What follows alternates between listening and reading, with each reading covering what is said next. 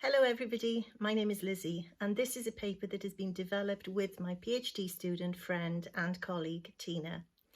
We are going to relate to you through the use of a critical relational autoethnography, a story of the lived experience of a mother and how through the consumer socialization process she influences her son's consumption of sport and sporting brands in order to compensate for shortcomings in her childhood experiences and an attempt to obviate FOMO, fear of missing out, in her son. To give theoretical context, consumer socialization is the process whereby children learn consumption skills and consumer values from various social agents as they develop. It is important to consider, as not only does it shed light on potential influence over what a child might wish to purchase, but also what they choose not to purchase, the values they base purchasing decisions on, the limits they set on their purchasing behaviour at different developmental phases. All these things are important. And so, over to Tina for the story. Good afternoon, everyone. I realise that I've influenced my son's consumption of sport and sporting brands throughout his life, and so I decided to explore through autoethnography the impact my role has had on his consumer behaviour. Today, Tom has almost reached the end of his tween years. His understanding of what it means to be a consumer and how he should behave has been greatly influenced by myself and my husband, but also through his experiences with the products we buy for him and the purchasing experiences he has unwittingly participated in. As he's continued to grow and develop, the influence has become wider ranging and includes extended family and friends along with peer groups. Even now in his pre-teen years, I have a strong influence over the sports and products he engages with. I have a definite idea of the messages particular sporting brands convey to me, but if you ask Tom what brand means to him, you'll get a shrug of the shoulders. He recently needed new clothes. When I asked him what he would like, his response was some trousers, some t-shirts, some jumpers and some new socks. Asking him to elaborate more on what brands I should buy, he said, "I don't know." So I pushed further and said, "Surely there's a make-up jumper you'd like." To which his response was, "I don't know. Maybe the green one I have with the writing on the back? I don't care as long as it's comfortable and it doesn't have any itchy bits." Tom seems more interested in the function of the item rather than any symbolic meaning provided by the brand. Tom may not care or may see me as some sort of expert, but the choices I make for him are very specifically geared towards supporting my positive sporting social identity. Young consumers are known to acquire skills, knowledge and attributes which allow them to function as consumers, and this is defined as the theory of consumer socialization. Children can be seen as being part of a lucrative marketing segment, as having enormous purchasing power and potential for direct influence on familial spending. In short, they are both consumers and consumers in training. It is also clear that Tom's consumption can be immensely influenced by referent adults and peers as consumer socialization agents, also through celebrity endorsements, mass media, and his own consumer goods preference. I was very sporty as a child and remember very clearly how powerful and strong that made me feel. However, during adolescence, my family uprooted from London to Cardiff, which resulted in our circumstances changing dramatically. And for many years, I could not engage in some of my favourite sports. I have a memory of wanting to be back in the cool kids group with the latest gear, but this never happened, and I was one of the misfits with my cheap, heavy trainers and market-bought sports gear. Just the sight of a green Dunlop logo still evokes powerful negative feelings. Going from being one of the cool kids in London to an outsider in Cardiff had a very negative effect on my self-concept, and our lack of financial resources reduced my cultural capital at a formative time, which has had a lasting impact on me and subsequently upon my influence on Tom. Throughout adulthood, my self-concept became much stronger after refinding sport without any of the financial barriers to entry. I discovered triathlon, which involves swimming, biking and running consecutively, and developed a passion for Ironman races. This is my life. I'm also a qualified British triathlon coach, and as a result, my social identity is very much based around a sport and fitness lifestyle, which I also impose on Tom. Research suggests that mothers in particular influence offspring's consumer behaviour, and the positive development of social identity can be attributed in some way to the child's consumption of brands purchased on their behalf.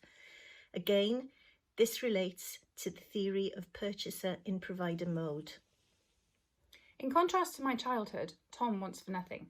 As a privately educated singleton, he has never had to compete for our affection, developmental opportunities, or material possessions. So it is fair to say he can be considered privileged. I must point out, though, that he does not have a sense of self-entitlement. He's humble and appreciative of what he has, and he doesn't appear to take it for granted, which I'm really thankful for. Our relationship has been pretty intense from the day Tom arrived in the world. A traumatic birth ignited a desire in me to ensure he had everything he could ever need, and this is where the FOMO comes in. And also to protect him from some of the negative experiences I had as a teenager. I've never wanted Tom to be out on the street wasting his time, even though this is something I enjoyed as an adolescent. I wanted him to be more productive, and sports, especially cool sports, seemed to me to be an ideal way of doing this.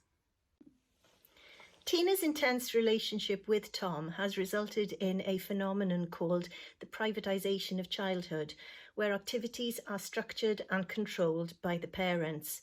The propensity for parents to exert considerable control over their children's leisure time is referred to as the modern childhood effort. Sports started very early in Tom's life, as at 6 weeks old I enrolled him in water babies classes, which involved submerging him underwater for periods of time to take advantage of the laryngeal reflex, get him accustomed to water and to practice swimming to the side in case of emergency. I would like to say that my motive for participation was purely safety, but I was influenced by branding and the associated messages. How cool is my kid? Or actually, how cool am I for being an unconventional mum, submerging my newborn baby and showing the world how he could swim? The reality was a group of mums dunking our babies, looking at each other wide-eyed, hoping their breath-holding reflexes would kick in, and they weren't just flailing babies trying desperately to resurface.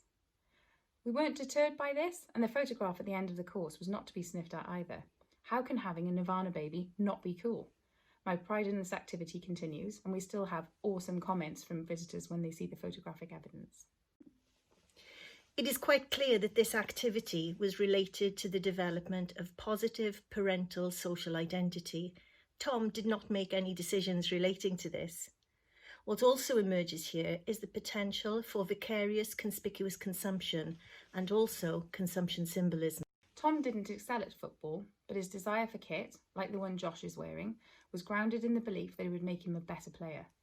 The advice from an unenthusiastic store assistant was, all the kids want messy boots. Tom responded with, yes mum, can we get those? He's a really good player off FIFA.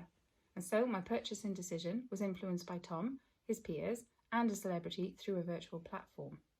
At the next session, Tom proudly sported his new kit, and his friends complimented him and said, whoa, you've got messy boots. These brands had a positive impact on his social identity within that group, if not upon his performance.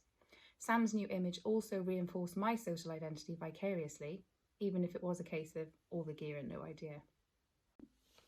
Self-concept and image influence consumer purchase decisions, and Tina may not have acquiesced so easily had the purchase been related to a brand that didn't have the right symbolism or a product related to an unhealthy lifestyle, which would also bring into play the theory of self-image, product image congruity, where as consumers we engage with brands or products which have similar characteristics to our self-concept. As Tom develops into a young man, he's starting to express his feelings about participating in different sports. He said he loves swimming, but he doesn't really like triathlon. But he will still go as he likes being coached by me. But he told me, you must understand it's not my favourite thing to do. He's also become more physically aware, more competitive, and has developed as a consumer. Having a bank account has also given him more freedom of choice over his purchasing decisions. Although it still influences consumer behaviour, he still checks it's okay to buy something, he's definitely becoming more influenced by peers and external influences such as other referent adults, in reality and virtually, through various YouTubers and computer games. It'll be interesting to see if and how these influences impact upon his sporting participation and his choices in the future. This autoethnography provides significant insight with rich, thick, qualitative data which illustrates components of the child's consumer behaviour within a social setting. The paper gives important indications for the potential of parental, in this case maternal, influence on the marketing-related construct of consumer socialisation, or the way in which the child, a consumer and also a consumer in waiting, learns to engage with consumer goods. Thank you.